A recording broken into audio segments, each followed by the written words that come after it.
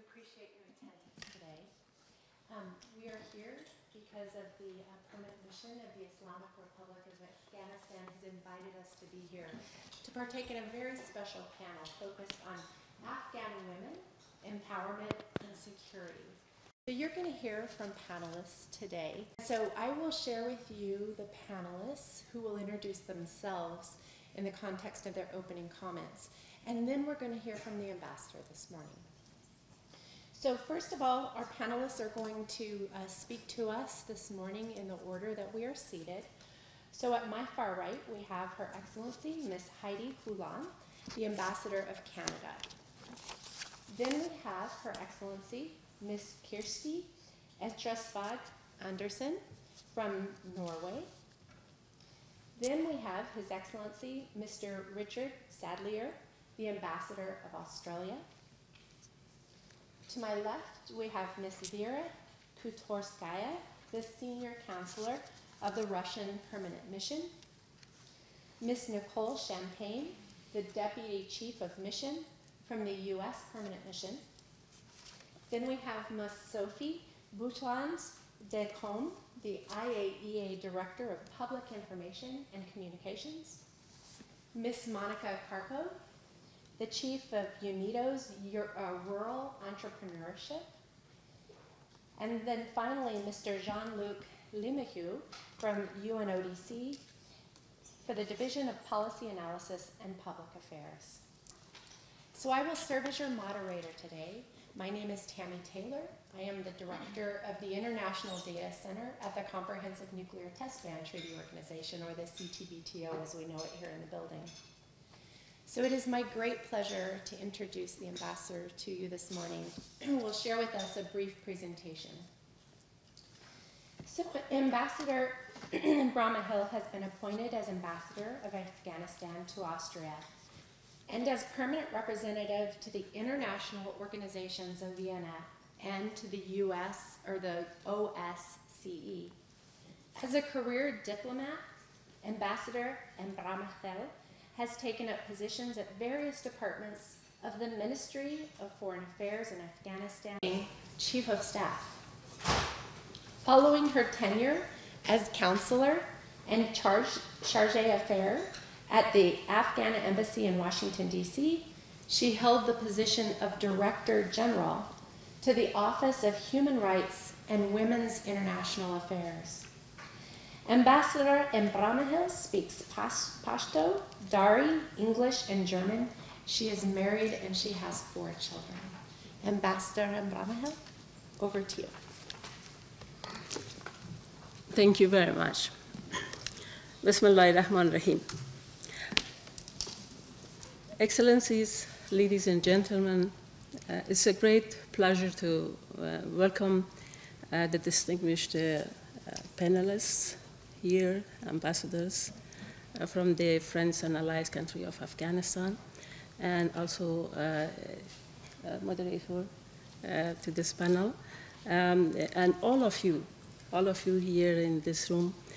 On behalf of the government of the Islamic Republic of Afghanistan, to the panel, Women Empowerment in Afghanistan, which is a topic very dear and near to me. The Embassy of Afghanistan for having organized this event on the empowerment of women in Afghanistan. I'd also like to thank very personally my friend and colleague, Kuchesta Ibrahim of Afghanistan for the invitation to participate here. You know, Kuchesta, you've done so much personally for women in Afghanistan over the years. It's a great honor to be here with you.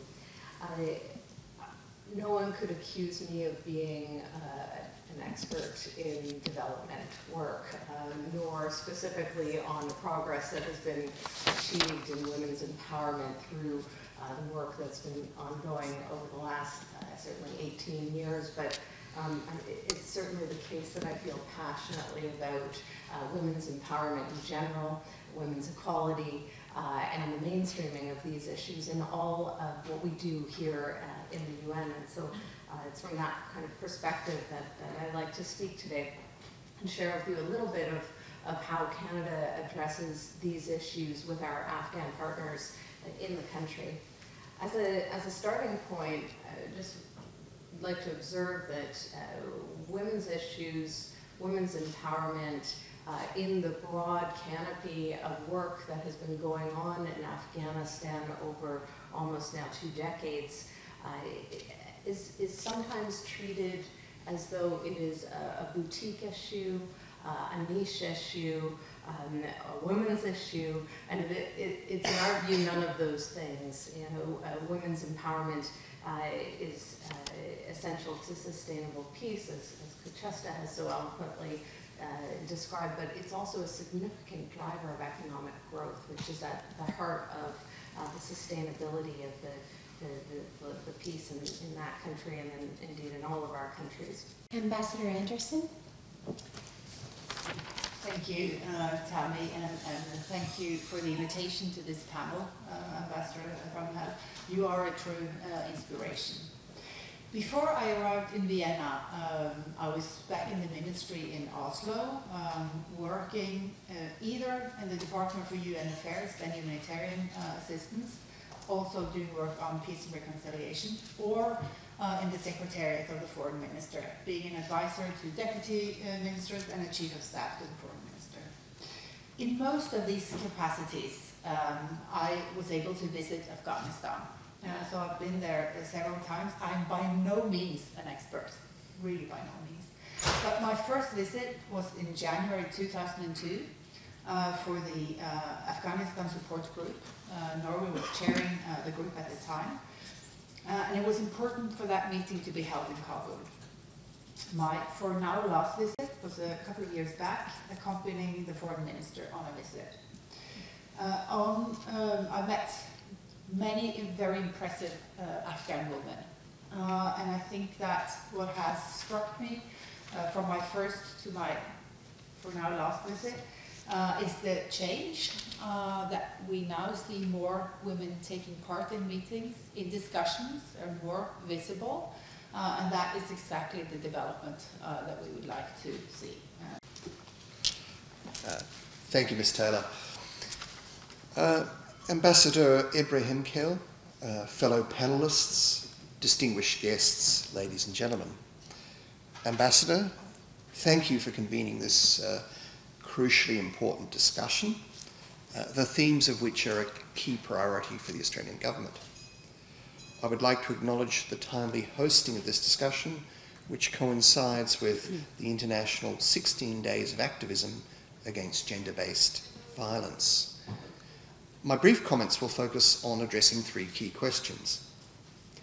Firstly, why does gender equality and women's empowerment matter?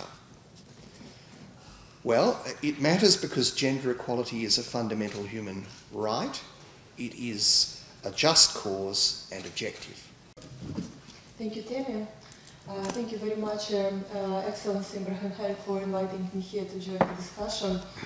Our countries have a long history of relations. This year we commemorate an anniversary of 100 years of diplomatic relations with Afghanistan. And today Russia is an active participant of peace reconciliation process. We're also providing comprehensive assistance to rehabilitation of Afghanistan in the humanitarian field. We provide military and security assistance.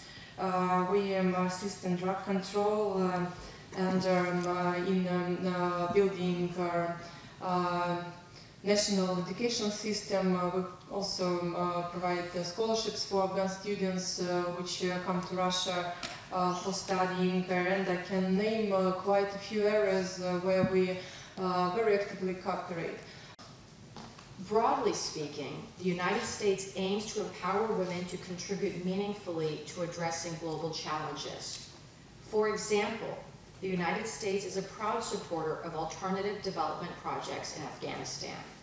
And since 2016, we've committed over $20 million to supporting UNODC's efforts to promote alternative development initiatives in Afghanistan.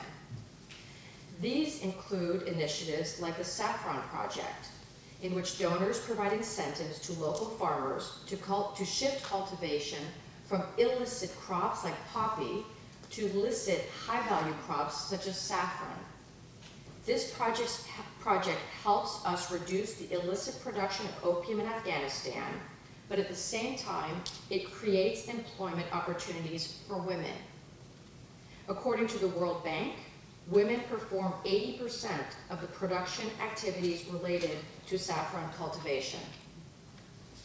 Just as you, Madam Ambassador Ibrahim Khalil, who are a symbol, really. You're a symbol of how parents can transmit this desire to be a rebel to someone, and you can transmit it to your own children, as we have seen in the beautiful pictures you share with us.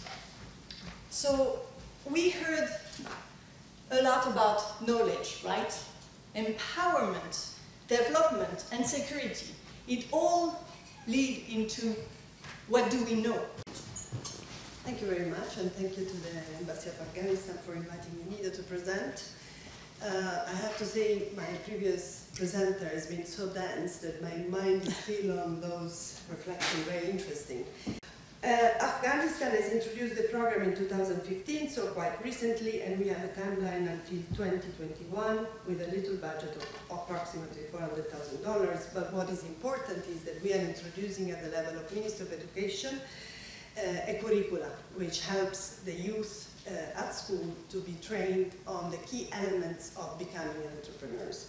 So here we have as a partner the Afghan Ministry of Education, and we have trained 50 teachers for the grade 10, and we have completed 3 months field test in Kabul.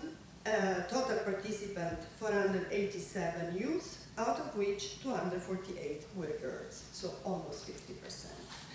And I think this is, I will stop here to allow also some time for questions. But I want to close on an issue of being or not being strong. I think this is one of the major stereotypes that we are facing when we work, and women that we are also serving in our technical assistance.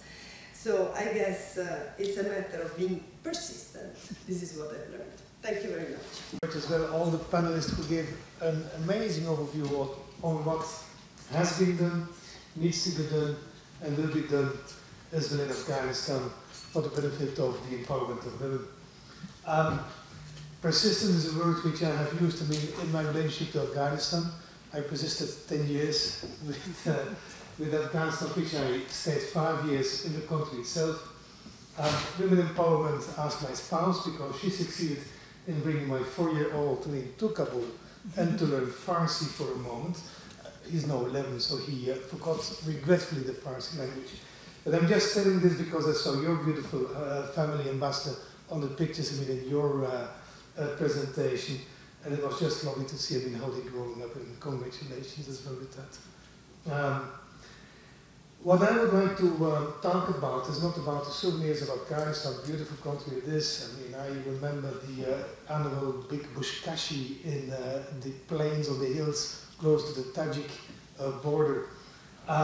But about the realities, indeed, I mean, for you to see working in a country which has to offer so much and has a potential indeed to be not only with regard to the population as well the resources within the country available to us.